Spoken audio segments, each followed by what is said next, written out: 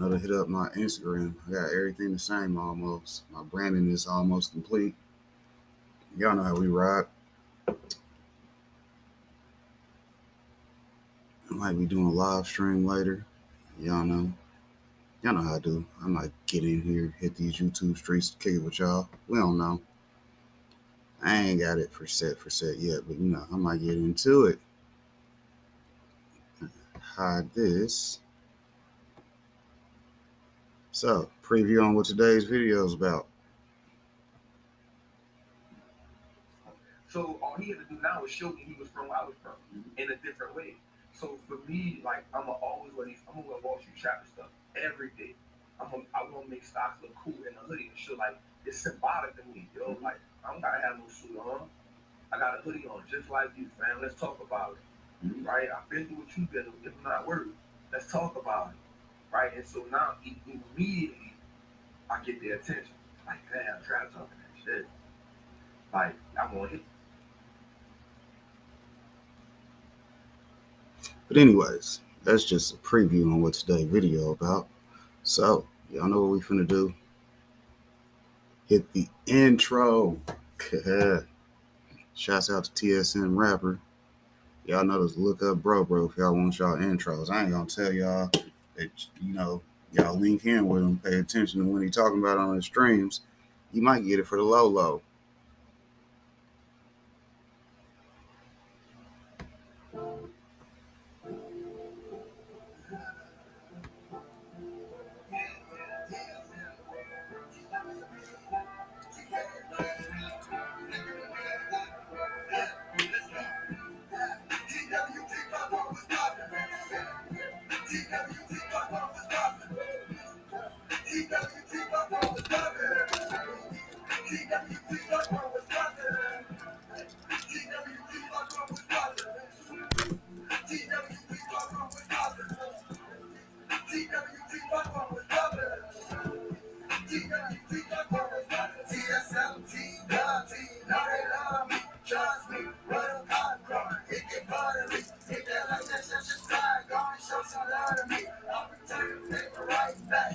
Hard to see.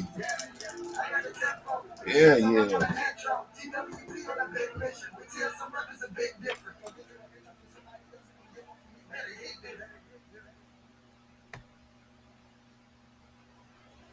Like I said, when y'all get that TSM intro, it's gonna hit different.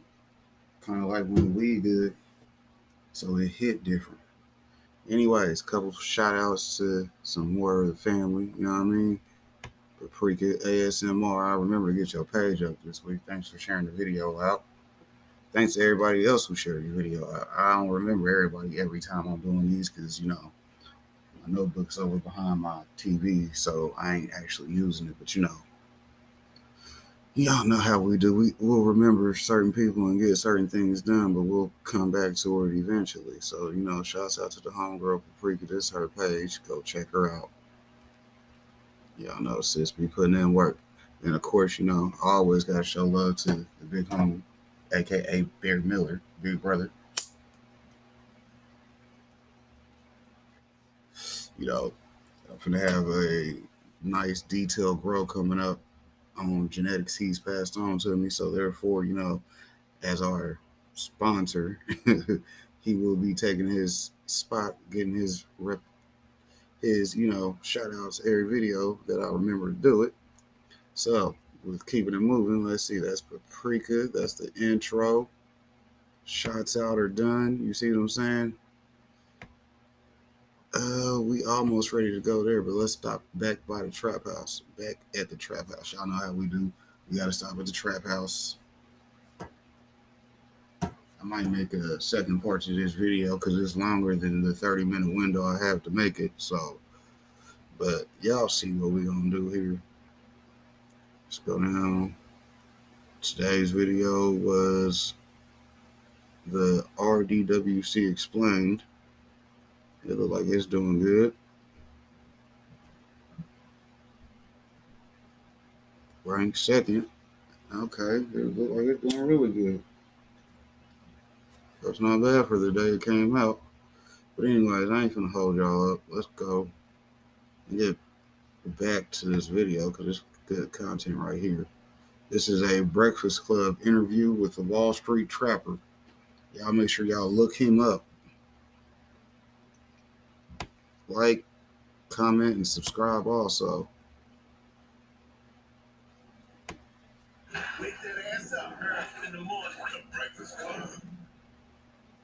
Morning, everybody. It's DJ NV Angela Yee, Charlamagne the Guy. We are the Breakfast Club. We got a special guest in the building. That's right. The Wall Street Trapper. What up, brother? What's good? What's good? What's good? What's good? Family, how everybody doing? Black and Holly thing. That's it. Back. Now, for people who don't know who the Wall Street Trapper is, you might have heard him on the Earn Your Leisure podcast. I think I missed you. I missed you that week, right? Yeah. I go back home a lot, so I had went back to New Orleans with my daughter when we came. Yeah, I missed you. I talked to Matt about told me about that. He from New Orleans for those that don't catch his accent. Shouts out to y'all 504 boys. Break down why you Wall Street Trap. Well, man, first and foremost, let me say this, man. Charlamagne, I want to tell you, man, I appreciate you, brother.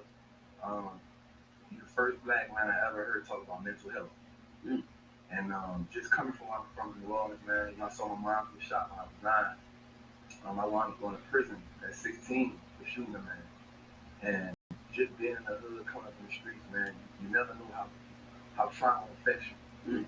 Right? You never get taught about mental health, therapy. Like, it's not something that, just get approached to. And as I got, started doing my thing, I was like, damn, like, I've been affected by a lot of stuff. You know what I'm saying? Things I did in the street, things I did in prison, things I've seen.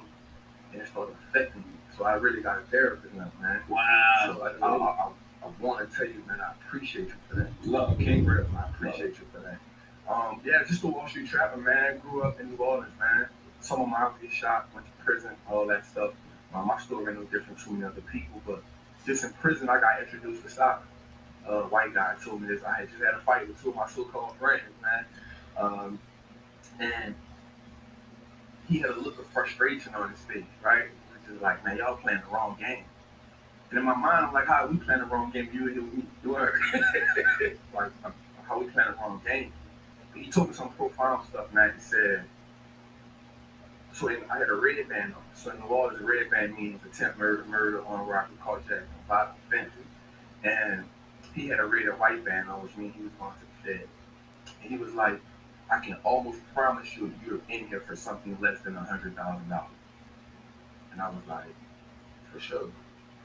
He was like, well, I embezzled $2.8 million from my company, paid restitution of $800,000. I still kept $2 million. I'm only doing 18 months. He's like, how much time you got? I was 15 at the time. I had 10 years. He was like, now you understand. I was like, when you lying, man, you ain't got that much money. Right, so it's before Instagram, social media. One thing about being in prison, you always have your paperwork with you. So he showed me his paperwork. I see it in black and white. He showed me the places he's been to, and I'm like, yo, I need to play that game. Like, what is that? Like, how do I get there? And he was just like, listen, one of the first things you gotta stop doing is stop trading your time for money. Start learning to make your money work for you. Start being an investor. Start giving value to people. And I was like, the hell? Like I've never been taught nothing like this. And then he tells me wealthy people invest in stocks, they start a business, and then they buy real estate. You do those 3 things, your life will change. For the rest of my 10 years, I dedicated myself to like, yo, I just gotta learn how to play it. And so I just dedicated myself to it, watching CNBC. I'm talking about, I gotta watch this before dudes watch the Young and the Representative Penn, because they love the Young and the Representative right. So I gotta watch this before that. Started dedicating myself to read. I was like, damn, like this is different. I see a bunch of white men making a whole lot of money. Like, why have I never been taught this?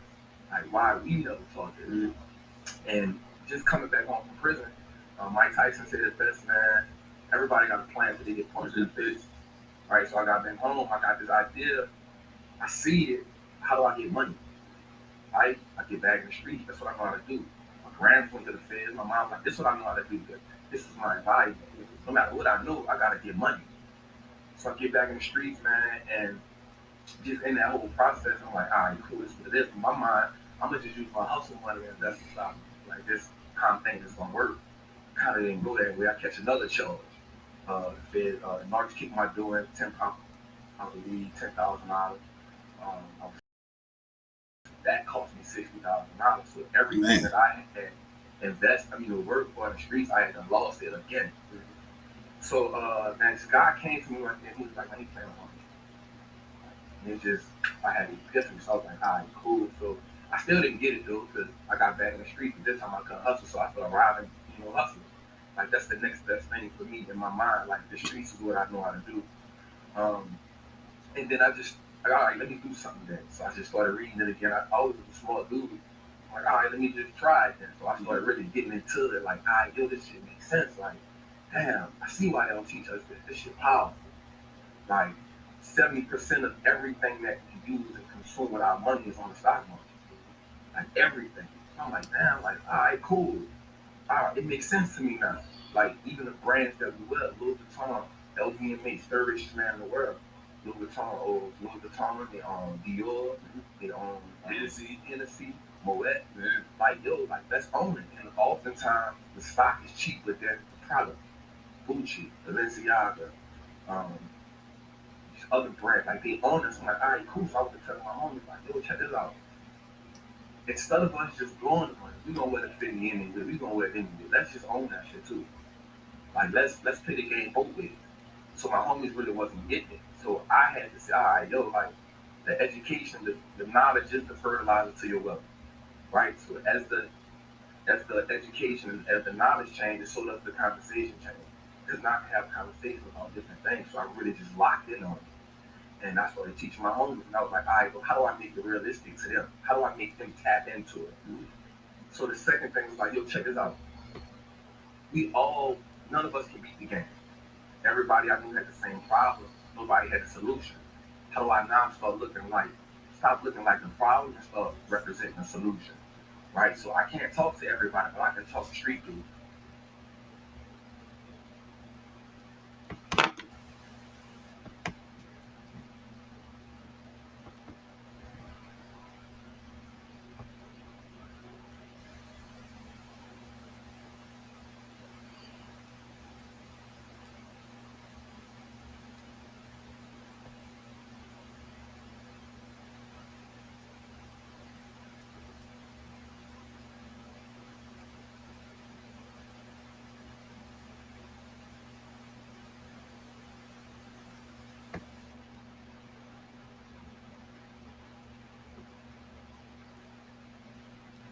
Of course, they don't want to play.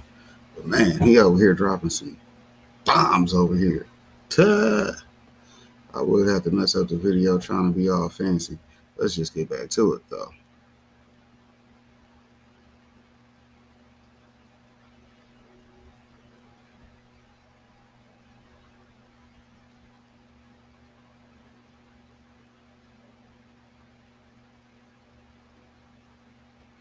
Let me peep these analytics real quick.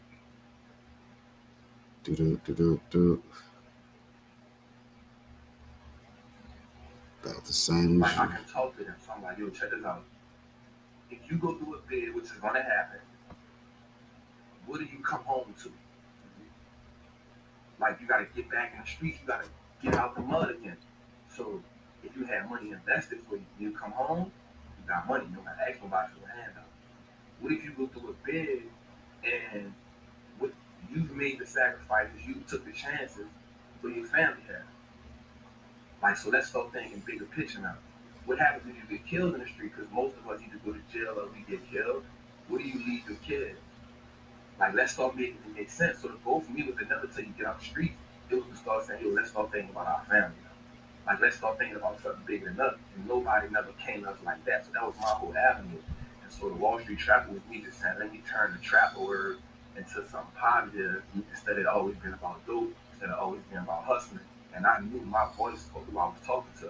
I never wanted to talk to nobody else. So you didn't go to school or nothing. You just read material. I just read. What were some of the books you read? So I'm gonna lie. The first thing I read was Rich Dad Poor Dad. I agree. And the reason why was because it wasn't actually an investment book. It was a mindset shift. So one of the things that have to happen to us in the street is we got to start looking at money different, right? So a lot of times with me, what happened with me was I stopped looking at money as something I needed, and I started saying, yo, what I really want is the time, right? Because most people Most people, the biggest complaint you'll have is, I don't have enough time. So my thing was, yo, let me start using the money to buy back more of my time. The more time I have, I can find ways to create more money. If I can create more money, I can buy more time. And then ultimately, I have the freedom that I want. See, we think we got freedom right now, but we don't really have it. Right? You don't have freedom to be able to do the things you want to do, spend time with the people you want to, even if you don't want to do shit. You got the freedom to say, I don't want to do shit. Right? So I was like, I need to do that. 8:43. This needs to refresh because it's lagging. Let me see. Let me see.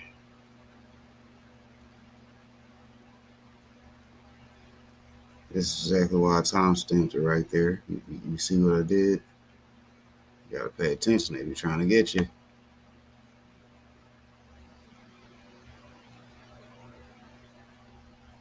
But this is also a time to remind y'all, if y'all ain't got YouTube Premium and y'all making content, Like come my on, book is man, called step your Marijuana game Traffic, up. Wall Street Trapping, trapping during this route. You know what I'm saying? Like I 8:43. use that. Like I tell people, trap attire required. The stock about to go up. I'm like, yo, have freedom to be able to do the things you want to, spend time with the people you want to, even if you don't want to do shit. You got the freedom to say, I don't want to do shit. Right? So I was like, I need to do that. So I just started learning how to analyze businesses. Anything by Warren Buffett, anything by Peter Lynch. Like I started reading them books. Don't get me wrong, it's boring as shit. Right? But I started understanding like, okay, if they can do it, I damn sure can do it. Like they ain't no better than me. They men like me. The only difference was they had access to knowledge. Remember at one time it was like illegal for us to read. That's right. Right? It's illegal for us to read. It's a reason why it's illegal for us to read because once you start reading, you get exposed to something different. If I get exposed to something different, I can start seeing the world different. If I can start seeing the world different, now I can have what's called time of financial identity, financial um, understanding. I can start saying, yo, this is what my money is worth. This is what my money can do for me. I ain't never know that. Only thing I knew was I could work for money, and that's it. If that's the only way I know how to make money, I'm limiting myself. Man. I'm limiting myself. Right? So Wall Street is this big old machine that prints money every day all day. I just gotta know how to operate the machine. If I learn how to operate the machine, I got a job forever. And the job is just to produce freedom for myself. And then let my daughter not start inheriting freedom. So my daughter, 5 years old now, she got 6 figures invested. I've been investing since she was one. Like, let's normalize that. You know what I'm saying? Like, let's normalize. All right, saying you want to go to college? Cool. You ain't got to go in debt to go. Because I've been investing for you since you was 2. You'll be a millionaire before you're 15. That's the goal. To give her freedom, not just money, to give her freedom. To say, okay, how many 15-year-olds we know, you can't do this because you got to help mama raise the kids, or you got to get this job to help mama pay bills, right? But what if, like, yo, you can go to college and have that experience if you want to go. If not, you can be an investor, right? Most of the people we know is, if I can't play ball or I can't rap, well, I'm going to just be a hustler. Because everybody who I see go to work, nothing against nobody going to work, but everybody who I knew that went to work is struggling. I don't want to struggle, man. I don't want to normalize struggle. How do I do that? I start learning how to be an investor. That shit unlock all the doors you need to unlock. You know? I think it's great, especially for your daughter, that you started a bank account. They've done studies that show that when kids have a bank account at an early age, they tend to be way better with money later on in life. And that's something that people need to focus on, like explaining to your kids how money works, making sure that they know they have a bank account. And I think even with so many apps and technology today, it does make it a lot more accessible for people, especially younger people. Nah, that's a fact. So I'm like, so for me, my daughter doesn't even have a bank account. She got what's called a custodial account, but that's smart. Here's why. You put your money in the bank then takes your money. So let's look at it like this. You put $1,000 in the bank. The bank, once you open a bank account, the bank can say, yo, we legally can take 90% of that money and do what we want to do with it. Fractional reserve bank. Right? You don't know it. You're like, all right, cool. But they taught us, yo, that's just it. The bank is the safest place to put your money. They taught us that. Right? They taught us that. Right? And we don't know no better, right? Because we going off the information we've been taught. So the bank gonna say, okay, Trap, let me take that 1,000. Charlemagne needs 1,000. Charlemagne, we can give you $900 at this. I call it your adult report cost, credit score, whatever that is. We'll give you that based on this. You pay the interest on that. He takes that 900.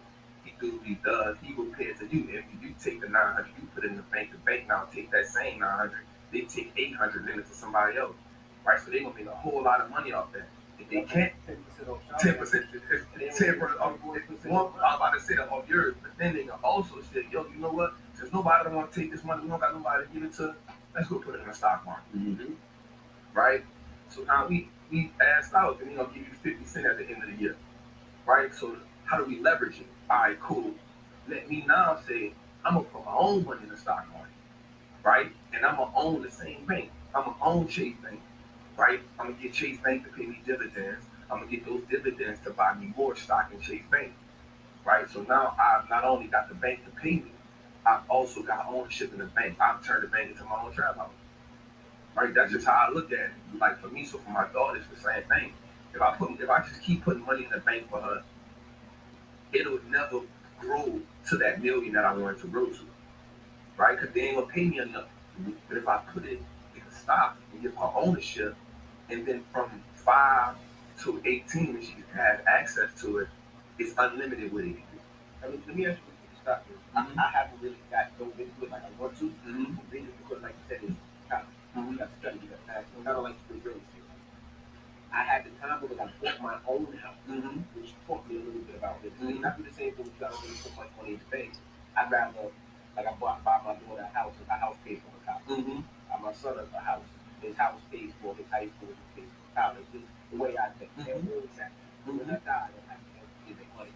But how much time does it take you to master the stock market? Because people listen, they think it's easy. They look online, they see CNBC, I just put 50,000 and I made 500,000.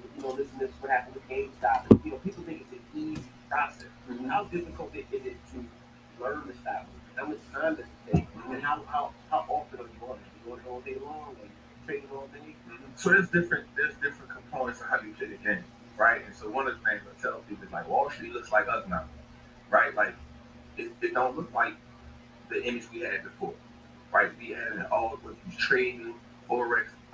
So my portfolio is 80% buy and hold. And I think everybody should start there, right? And why you should start there? Getting buy and hold. A lot of people.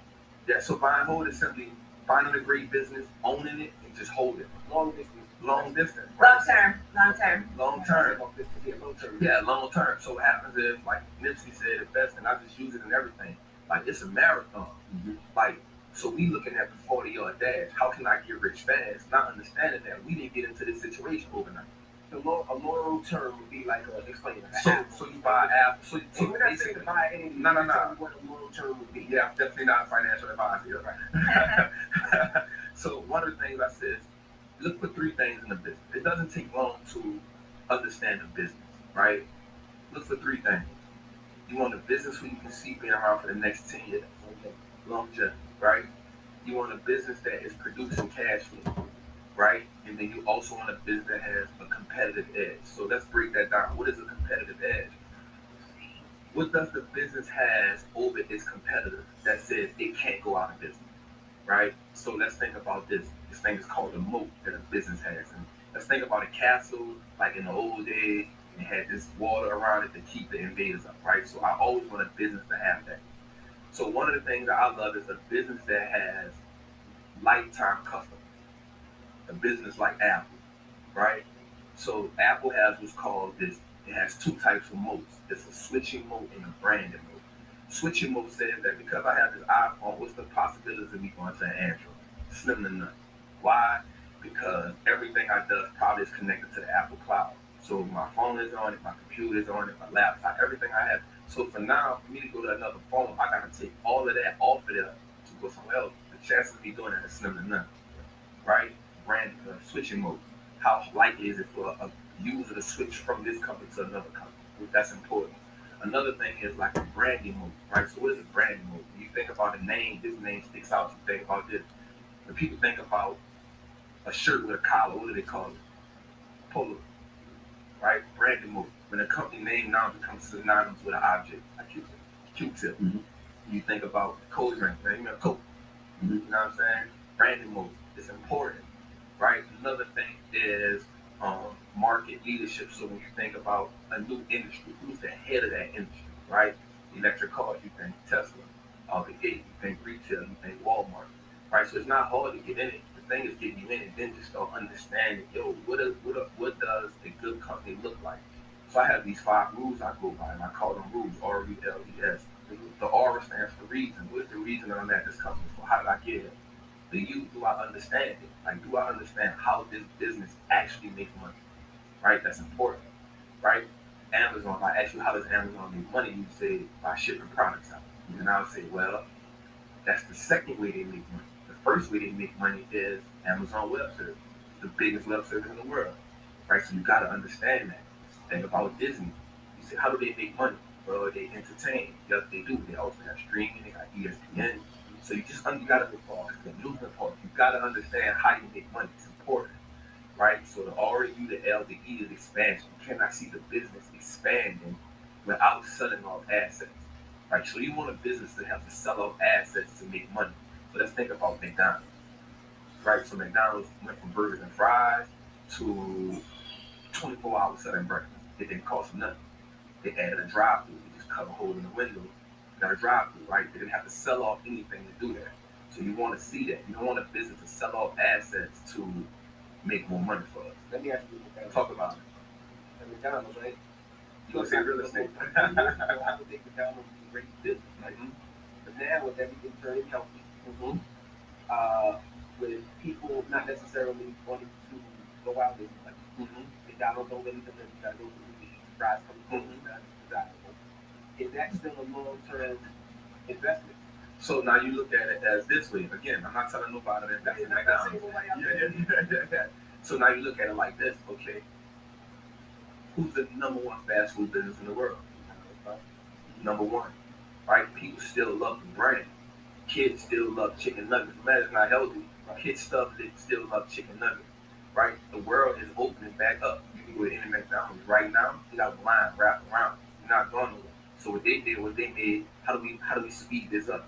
Cool. You can go to McDonald's now. They'll have the kiosk inside of them. So now you ain't got to go to the register. You can order it right here. Right? They're taking a page out the Chick-fil-A model. Right? So they still can be a great. And then also, one of the things that you'll see about McDonald's, they put their restaurants in prime locations. That's right. So right. I always thought that their main business is real estate. It is like prime location. Like prime, they're gonna make sure you see that arch. And they're gonna make sure they tell you we serve this many burgers a day. Also, let's dig a little deeper with McDonald's. So again, like these people brilliant. So there's a study that showed that red is something a color that makes you hungry. So if you look at most of your food chains, most of them are red. They got something red inside of the sign. Psychologically, that engages you. Like, I'm hungry. You know what I'm saying? So they smart just in branding.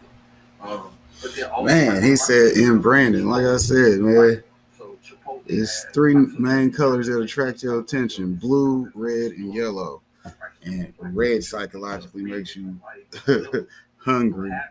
Blue is technically a color for trust. And I forgot what the yellow and gold one meant, but you know, y'all can tell me in the comments. Hit me up. Time check. We're at 29:04 out of the 30. All right. So let me see.